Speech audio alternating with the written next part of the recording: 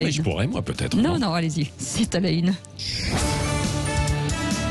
Et plus sérieusement, le parquet de Paris ouvre une enquête sur la gestion de la crise du coronavirus. On en parle aujourd'hui avec Maître Hervé Bambanast, qui est avocat au barreau de Lyon. Oui, bonjour, Maître Bambanast.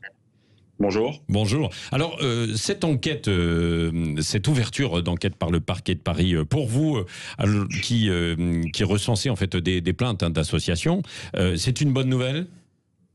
Écoutez, c'est une nouvelle totalement logique. Il fallait qu'une enquête soit ouverte. Il faut des investigations. Il faut savoir ce qui s'est passé, quelles ont été les décisions et si ces décisions ont été prises dans l'intérêt général. Oui. Et vous, votre association, par exemple, vous vous occupez d'une association de victimes. Qu'est-ce qu'elle veut savoir précisément ?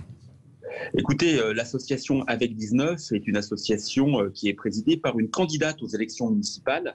Et cette candidate a été infectée par la Covid-19 ainsi qu'une vingtaine de membres de sa liste.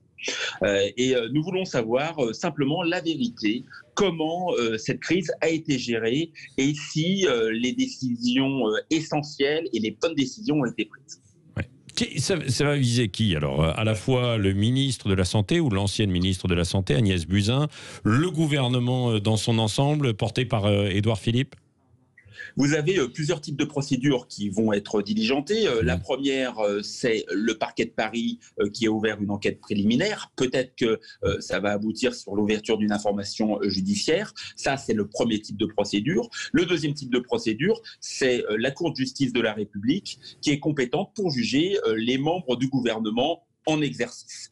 C'est une procédure très particulière. Et puis enfin, vous avez une commission d'enquête parlementaire qui devrait commencer ses travaux après les élections. Oui, Maître Bambanast, est-ce que vous avez l'impression que le déconfinement, là, qui est quand même un peu plus lent que prévu, en tout cas que le virus aujourd'hui, qui est quand même beaucoup moins présent sur notre territoire, d'après les chiffres et ce que l'on a, est-ce que, comme l'aurait dit Emmanuel Macron à Philippe de Villiers lors d'une conversation téléphonique, c'est Édouard Philippe qui est en train de gérer son risque pénal ?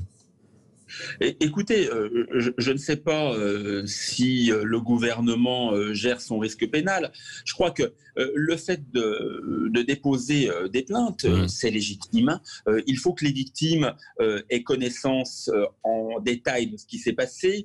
L'objectif n'est pas de rechercher des responsabilités. L'objectif est de savoir ce qui s'est passé. Et si les juridictions rendent des décisions de non-lieu, eh bien, si ces décisions sont motivées, il n'y a pas de difficulté. Nous ne cherchons pas un coupable, simplement ce que nous voulons savoir, c'est la vérité et si les gens ont été mis en danger. Et si tel n'est pas le cas, eh bien, dont acte, mais nous voulons en savoir plus. Oui, ça va durer des mois, des années ?